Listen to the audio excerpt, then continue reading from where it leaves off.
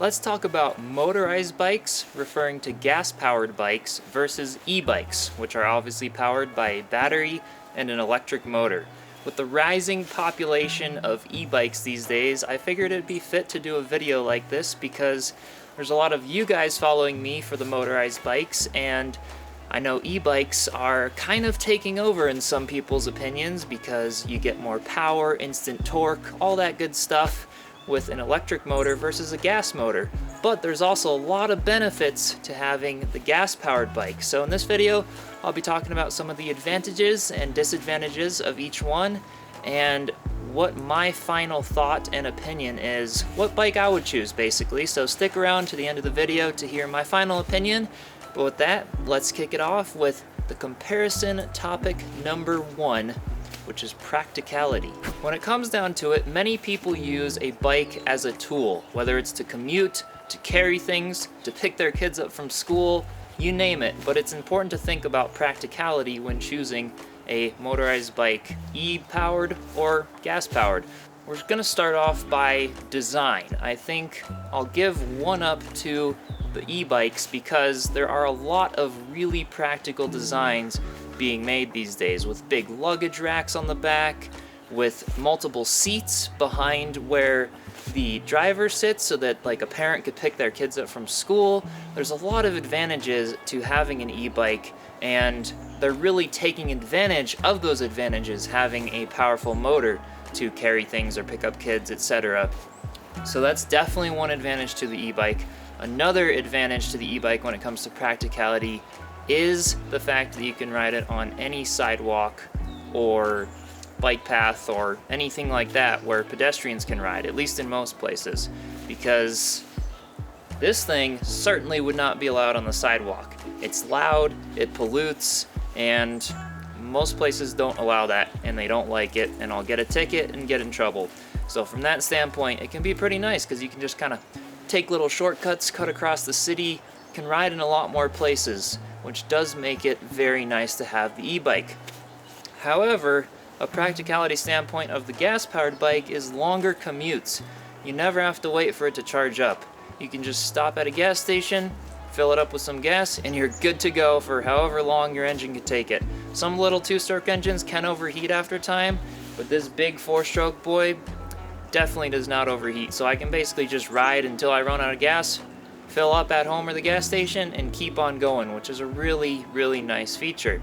But then again, a lot of people do use bikes to commute shorter distances, so for most people, I think the e-bike would probably win when it comes to practicality. Now moving on to topic number 2, reliability. Reliability is important to think about because we all spend hefty prices getting a good quality e-bike or building or buying a good quality gas-powered bike. And we're obviously going to want it to last as long as possible. We want to get what we paid for. And with the reliability standpoint, I'm also going to include a bit of how sustainable are they to make? How eco-conscious are they? Things like that. And I think there's a very common misconception here that I want to address, that e-bikes are a completely green, environmentally friendly vehicle. This is not exactly true. They have the potential to be, but there is a lot of research behind lithium-ion batteries, the manufacturing, the recycling, the materials and rare earth metals that they use are actually a lot more harmful to the environment than the pollution of a gas engine in most cases. So the amount of time you'll have the gas bike over the amount of time that the battery in the e-bike will last, because batteries don't last forever. They'll stop holding their charge after a while. You know, they can only be charged and discharged so many times before they can completely give up and you have to replace the battery. So that's a bit of a negative for an e-bike, is it's not exactly just an infinite thing that you can keep plugging in and charging up. You'll eventually start losing the range that you can go on each charge until it just stops holding a charge. And then your battery is going to have to be thrown away or recycled, and that releases a lot of toxins, as well as purchasing the new battery. So from a reliability standpoint, I'm not exactly sure how I would place these two bikes. I think the e-bikes have the extreme potential to get there. a lot of new battery technologies coming out that's much more environmentally friendly and quite a bit higher in technology when it comes to many more charge and discharge cycles of the battery. But as of now, I'd have to say if you do build up a really good quality motorized bike, I think it would be a lot more reliable in the long run than an e-bike, just because, like, for example, my little Honda GX 120cc that I have on my bike, that just does not die. It does not go anywhere. That Honda will start up every single day for years and years and years to come. And I will say though, if you are getting the cheap Chinese engines or whatever that look something like this, which was basically my first engine that I had on this bike before I replaced it with the nice quality Honda 4-stroke engine, I will say that those don't last a very long time. So you will be looking at having to get a few of those, especially if you're really pushing it on the bike. So from that standpoint, you could kind of choose your pick, but I do prefer gas at the moment for vehicles until they come out with better battery technology, to be honest. So now moving on to the third topic, which is the fun factor, as I'll call it. Bikes are small and maneuverable, and when they're gas-powered or electric-powered, they go fast, and a lot of us just like to go for a fun ride. But the fun doesn't always have to be in the riding, it can also be in the building. So in comparing the fun factor of both of them, it's a lot of fun to build a motorized bike that's gas-powered as a project. E-bikes are a little harder to kind of customize or build, especially because you kind of just buy the pre-made electric engine and the battery and slap them all on a bike, and there's not that much involved to it, in most cases anyway. But I've seen a lot of really awesome creative builds when it comes to gas-powered motorized bikes on the internet. So from that standpoint, it creates a really, really fun project. For riding, however, though, I'm gonna give it to the e-bike, just because you can ride on a mountain bike trail, for example. I cannot do that with my gas-powered motorized bike. I myself love the projects and the challenges of building a gas-powered bike myself. An e-bike would kind of take that out of it for me, and I personally like the fun factor of cruising trails and stuff in a mountain bike that weighs probably an eighth or a tenth of the weight of an e-bike.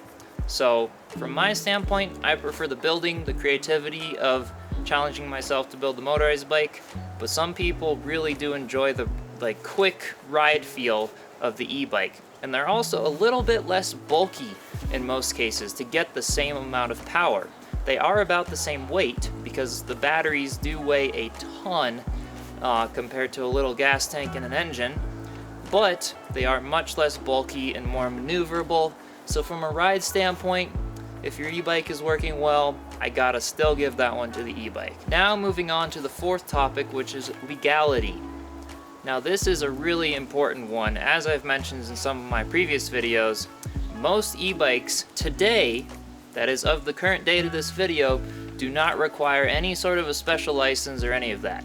Technically they're supposed to have a license if they're beyond a certain wattage or power output, but most people don't really care, and they don't really care in most places about the motorized bikes as well, as long as you're being really safe. But I will say e-bikes are readily available to pretty much anyone.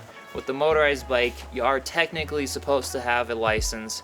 You're technically supposed to have a motorcycle license, at least here where I am, if it's above 50 cc's.